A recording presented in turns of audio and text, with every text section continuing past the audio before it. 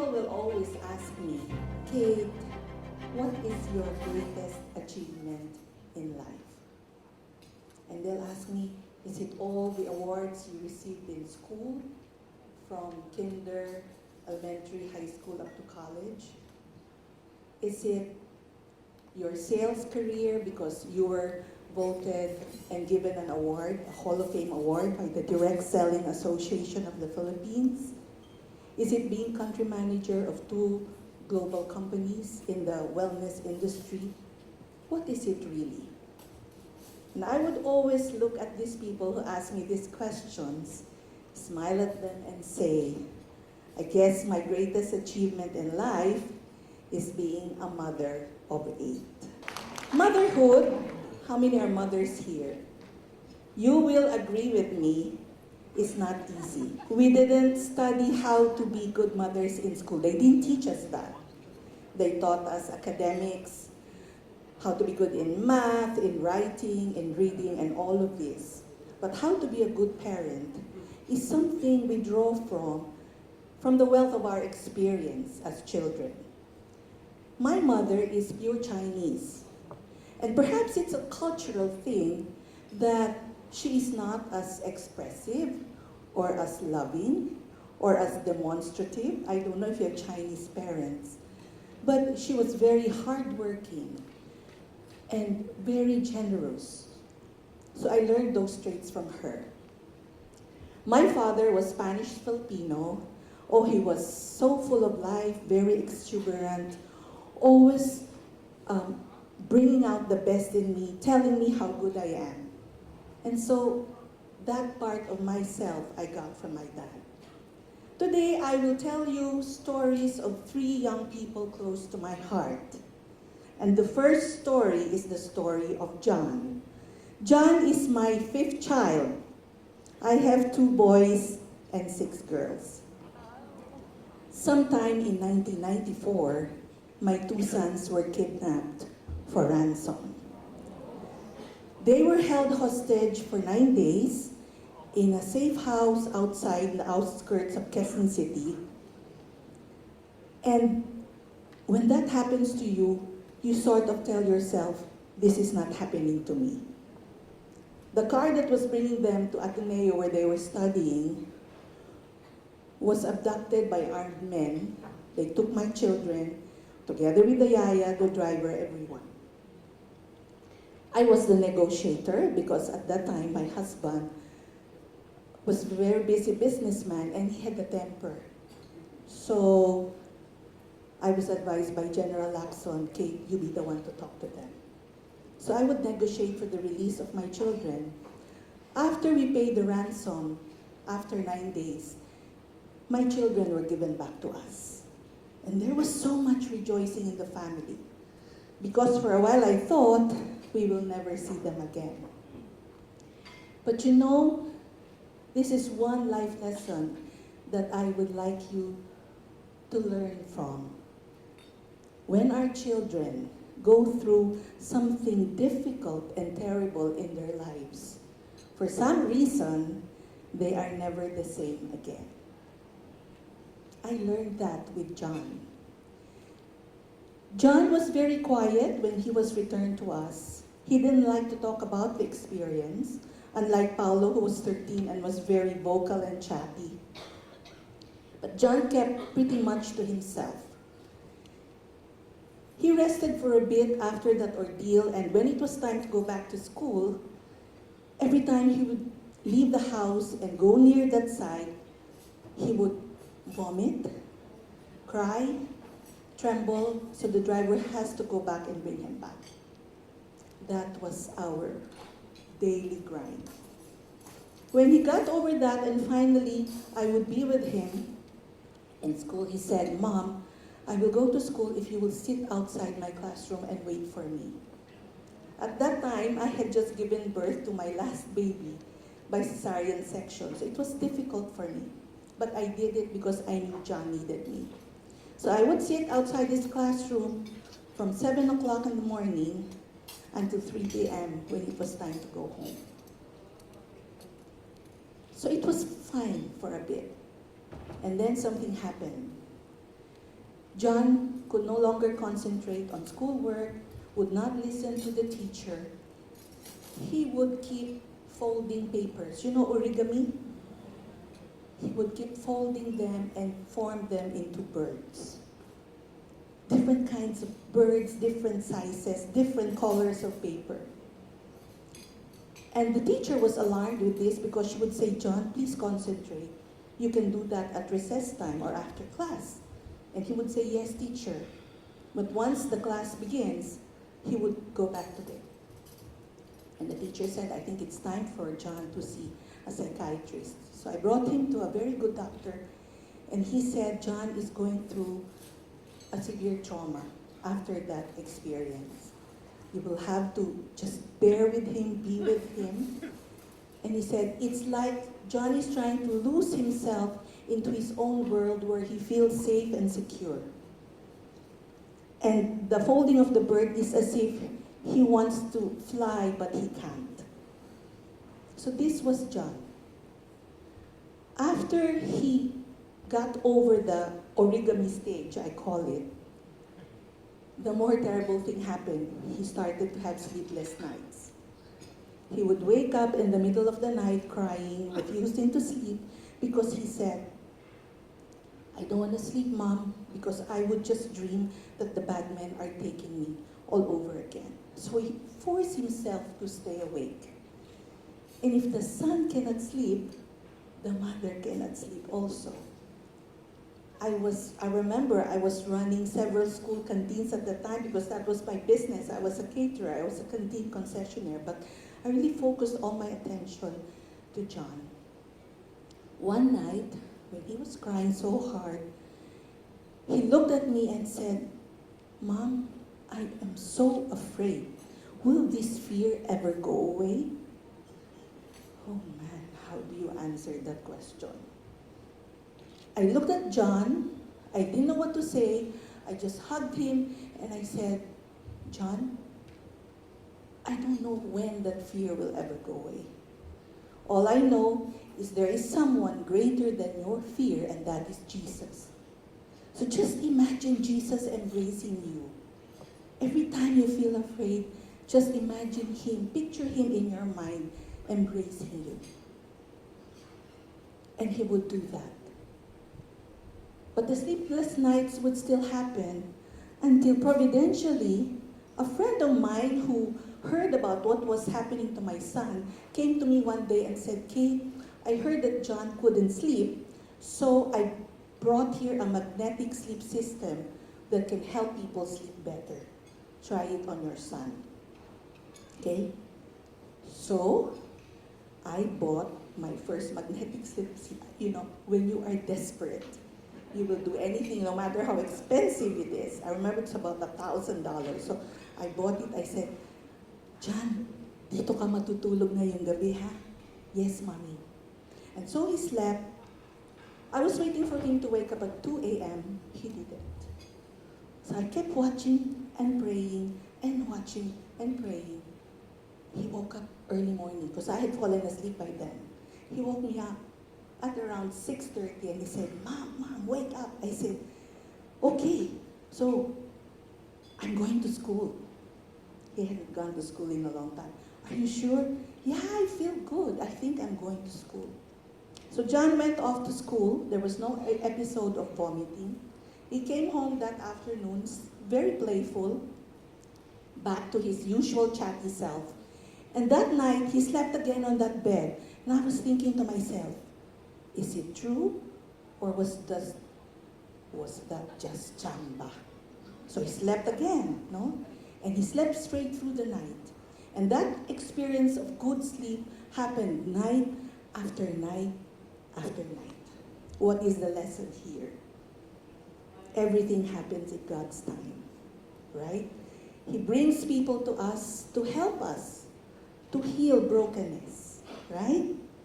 He brought that healing through a friend of mine. And you know what happened? People heard about the magic bed, came calling, asking me about it. And I said, well, if I start referring people to this bed, might as well earn from it. Right? That was my first experience in sales. I was an ordinary housewife. I became the top distributor of that company because I will just tell the story of John. On the first year, I was top distributor. Second year, again, top distributor. Third year, top distributor. Fourth year, they said, you can't win that award anymore. We will elevate you to the Hall of Fame. All right? So, that is John's story. Today, John has graduated from college, from Bellosillo. Atenista siya na naglasal. When he was in college in LaSalle, he was the first Atenean to win the presidency of his college. No? So, John is on his way to getting better. He took 2 years being a brother, just trying to search for his way. But he got out and said, Mom, I think I can serve God even if I'm outside the brotherhood. I said, yes. Now he is a consultant for a venture capitalist company, international, whose focus is on education. John loves the academe very much. For a while, he was the executive assistant of Brother Armin Luistro. Okay, so that's John's story. Now let's move to the second young person. And this second young person is Chrissy. Chrissy is my youngest child, number 8. When this baby was born and I looked at her, I knew right away something special is with this child. Totoo nga po. When she was in kinder, teacher called me and said, Mrs. Bellosillo, you have to come to school because we have to talk to you about Chrissy. So I went, I was very excited. And then I asked, what is it about? Akala ko honor yung anak ko, no? Sabi po, Chrissy does not go back to the classroom after recess. Huh? Why? We discovered that she would go to the construction site behind the preschool area and play with the kittens. So I asked the teacher, Teacher, bawal po ba yun? Yes, first, because she's to go back to class. Number 2, the kittens might bite her. Can you please talk to your daughter? So I told Chrissy, teacher said, yeah, I know, I'm playing with the kittens. So why anak? Mom, they're newborn kittens. Their mommy left them. Nobody feeds them. So I asked Yaya to put milk in my small biberon so that I can bring it to school and feed each one of them. Okay?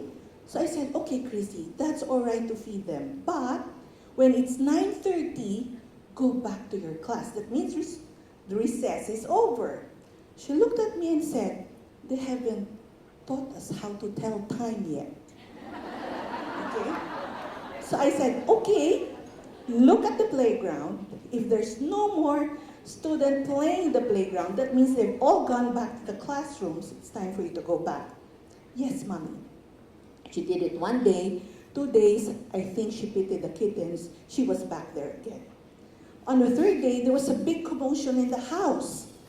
And she said, what's happening? Christy asked me, what's happening? I said, Yaya Beng got bitten by a stray cat. We have to bring her to the hospital so that she can be injected with anti-rabies shots. What's rabies, Mommy? So I said, rabies is a kind of germ that, you get when a cat bites you, and then it travels in your bloodstream and goes to your brain. And so she said, so what happens if it goes to the brain? I said, you die? Oh. She paused for a bit, and then she made me kabit like that, or Bisaya. Mom, you know what? The kittens in my school, I think they're old enough to take care of themselves. See? So that solved the problem of the kittens. I thought that was it. 1 month later, the teacher called me again. So I said, what is it this time? And she said, Chrissy is climbing the trees. The trees in Poveda are not too high, the branches, no? So she would climb, sit on the branch with her classmate and just dangle their legs, and I guess enjoy the view. So I called her and I said, Chrissy, yes, I know. Teacher said I'm climbing the trees. Exactly. So why are you doing that? You know what? She gave me this look and she told me, Mommy, have you ever seen what the world is like from up there? And remembering that thought, can you imagine what the world is like from up here, seeing all of you now, no? Siguro ganon yung excitement niya. So this was Chrissy. But when when she reached grade 4, I was called by the teacher and was told that Chris is very slow in learning. Hindi siya kagaya ng mga kapatid niyang bright at achievers, no? Kasi nga, she had several ates ahead of her who were outstandingly academically good, no? She wasn't paying attention in class. She didn't do her homeworks. She looked like she was always daydreaming. Please talk to your daughter. So I asked Chrissy, what is wrong? And she said, Mom, I'm so bored. That's what she told me. I am so bored. I said, but anak, you have to pass. You know, otherwise you get stuck in grade 4. The president of the school had a heart-to-heart talk with me, and she said, Kate, nothing's wrong with your child. Look for a school that will suit her personality. And guess what? I found a school called Multiple Intelligence along Katipunan, right across Miriam College.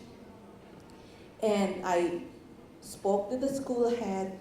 I liked what they were, how they were teaching children.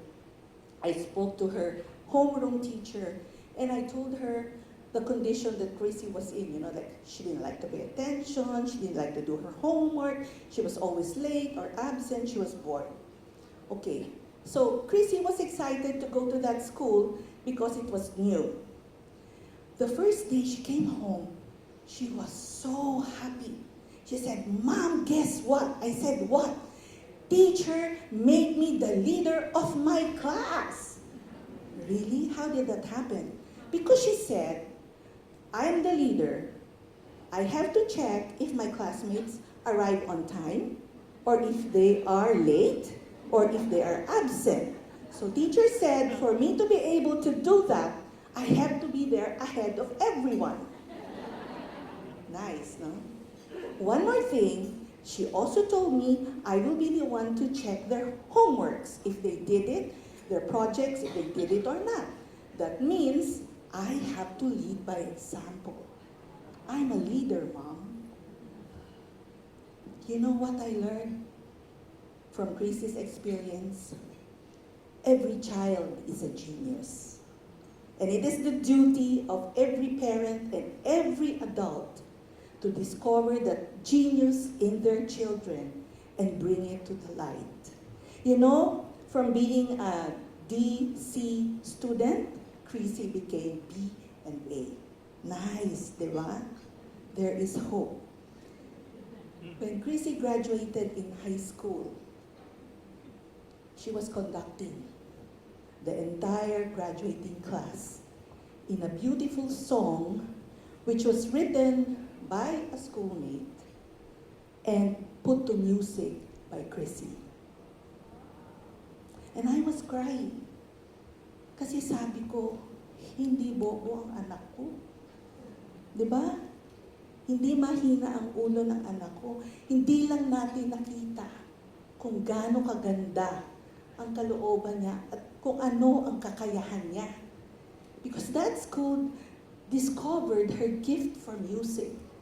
So after that performance, when we were hugging each other, I asked her, Chrissy, how did you do that? Mom, it's simple. When I hear it here, the music, I can play it in my hands. She had no background or tutorial or experience in arranging music. So she said she'll just tell the singers, okay, this is your voice. You sing it like this. You, this is your voice, you sing it like this. You're the drummer, this is the beat, that's what you do. You're the guitarist, this is how you strum it. Then let's do it all together.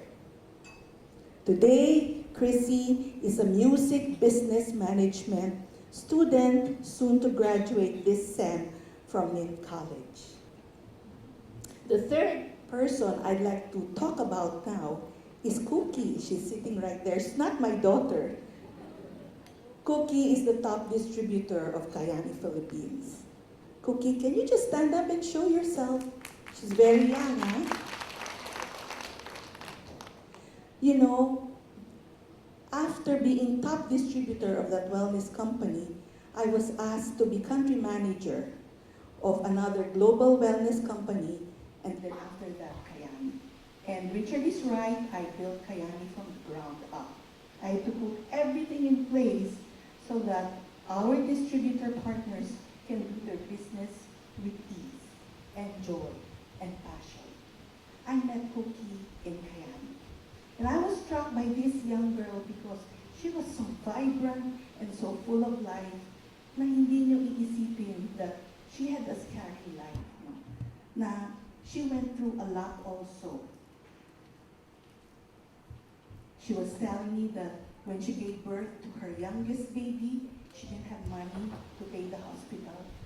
They had to sell her second-hand car just so they could raise the money for them to be released from the hospital.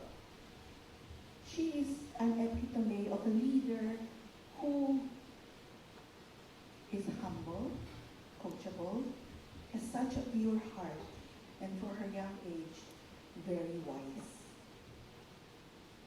You have your own Johns, you have your own Chrissies, you have your own Cookies in your homes and in your companies.